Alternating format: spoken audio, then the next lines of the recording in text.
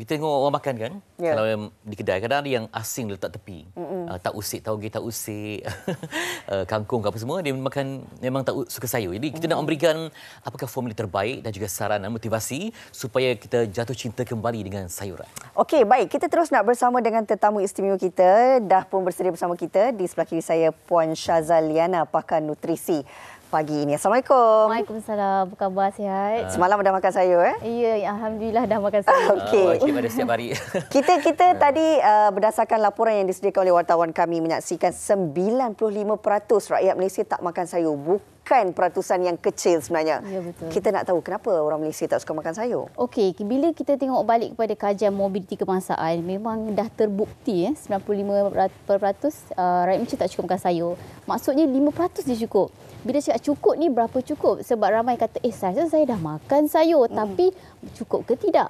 Ya, bila kita cakap cukup ni maksudnya 3 sajian hidangan setiap hari. Bila sebut 3 sajian tu maksudnya kalau sayur yang dah dimasak lebih kurang setengah cawan. Yang belum masak, yang mentah 1 cawan. Ataupun paling mudah kita guna konsep suku-suku separuh. Kiranya 1 tapak tangan tu kan 1 cukup ni. Kena banyak ni kita makan sayur setiap kali makan. Sebab ramai yang rasa saya dah makan sayur, saya dah makan ulam tapi rupanya masih tak cukup. Adakah ia terangkum dalam kombinasi buah-buahan? Kadang-kadang orang sayur ni mereka kata pahit semua kan. Ya, betul. Jadi mereka ganti buah-buahan sebagai alternatif. Adakah itu dapat melengkapi keperluan?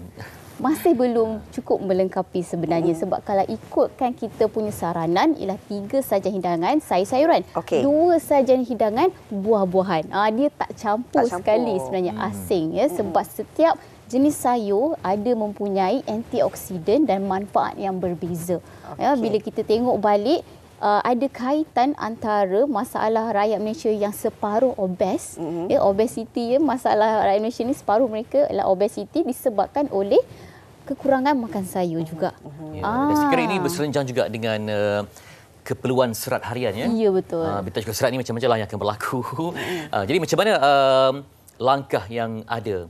Sebab bila kita nak memaksa memang tak boleh. Jadi semenjadinya macam mana? Mungkin kena perbagaikan menu ke ataupun apa ruang yang kita lihat ada. Okey, bila kita tengok kembali sebenarnya dia bergantung pada individu. Punca kenapa? Adakah daripada kecil memang tak suka makan sayur? Dan adakah semua jenis sayur dia tak suka? Ataupun kebanyakannya bila kita perhatikan kebanyakan mereka tolak sayuran hijau. Yang warna-warna lain okey lagi lah kan. Sebab kan rasa dia, rasa pahit dan juga yang kedua tekstur dia. Ada 2 sebab. Ya, bila kita nak cakap bercinta, orang kata jatuh cinta pada sayuran ni, of course kita kena berkenalan terlebih dahulu. Berkenalan. Jadi dalam seminggu mungkin kita boleh buat cara perkenalkan sedikit dalam lauk kita. Kan. Lepas tu kita bertukar, minggu yang kedua kita punya orang kata goal kita. Kalau kita lihat tadi pun kita dah tunjukkan pelbagai jenis sayuran yang pelbagai warna ini. Adakah ianya mempunyai khasiat yang berbeza? Puan.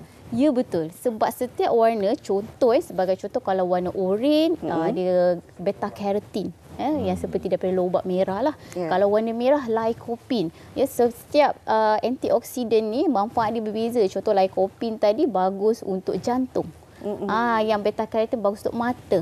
Vitamin C pula untuk imun sistem kita. Jadi memang kita perlukan orang kata pelangi. Kena ada pelbagai lah jenis warna dalam pinggan. Tapi kita di Nusantara ya, Ibu Rina ya.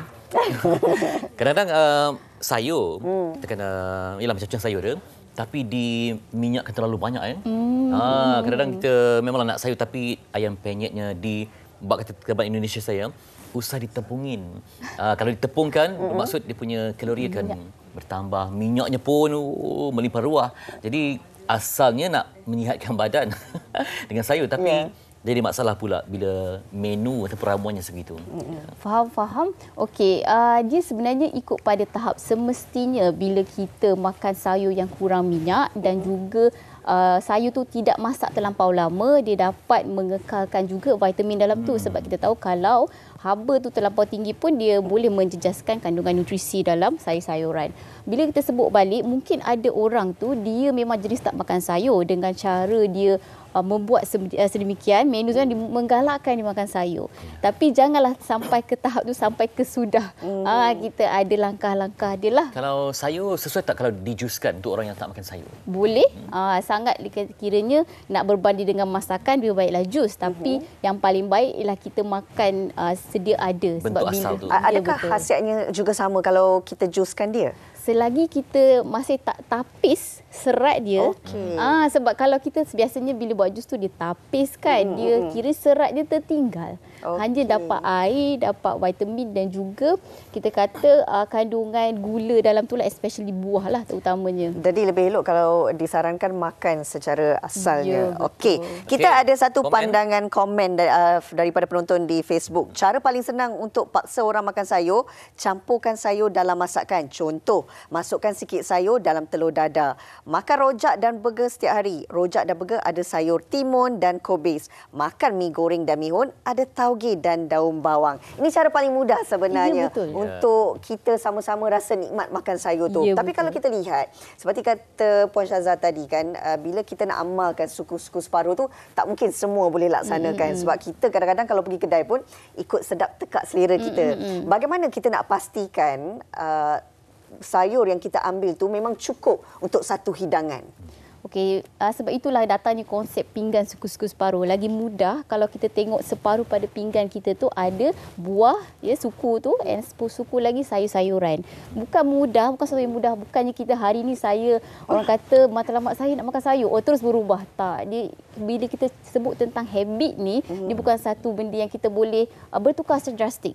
Kita ambil masa. Kenapa juga pentingnya, ramai yang rasa saya tak perlu kot vitamin sebab saya dah ambil vitamin sebagainya tambahan. Jadi tapi dia tak perasan bila dia kurang sayur, lepas tu dalam masa yang sama dia kawan nasi, end up dia akan rasa macam lapar lah. And then dia akan tambah lagi nasi sebab kan dia tak cukup serat dalam pinggan dia sendiri. Cuma kreatif lah. Misal kata macam Reina sebagai ratu kuih talam kan.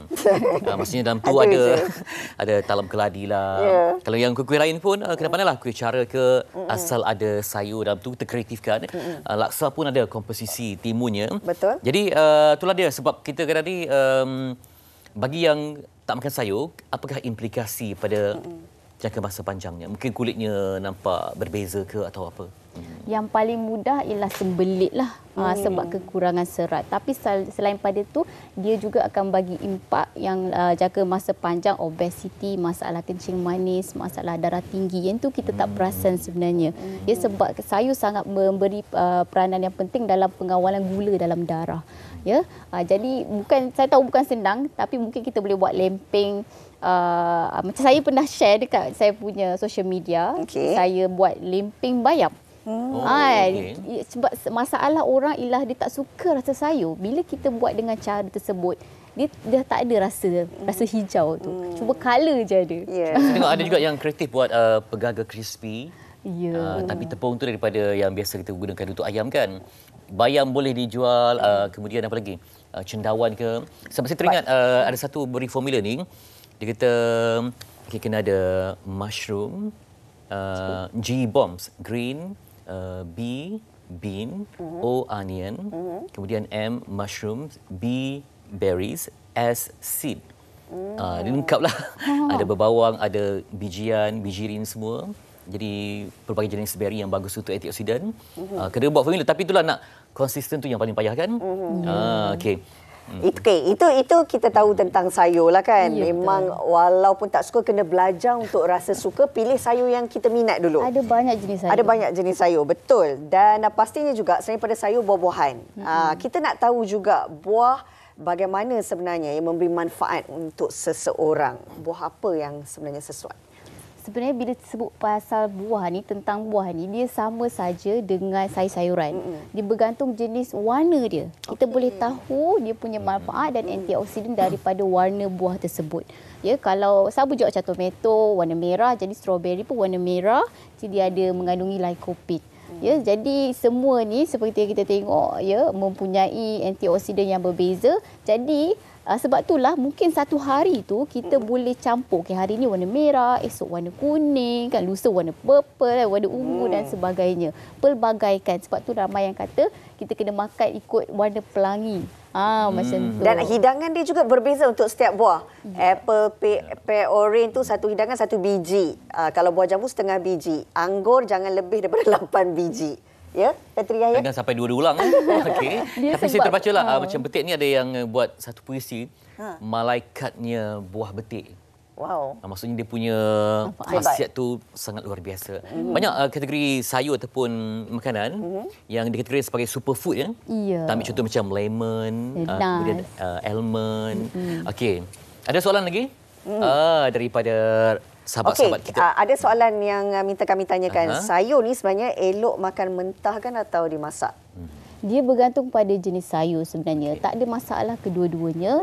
Tapi kita difahamkan ada sesetengah vitamin B, terutamanya dia sangat mudah diuraikan bila terkena dengan haba.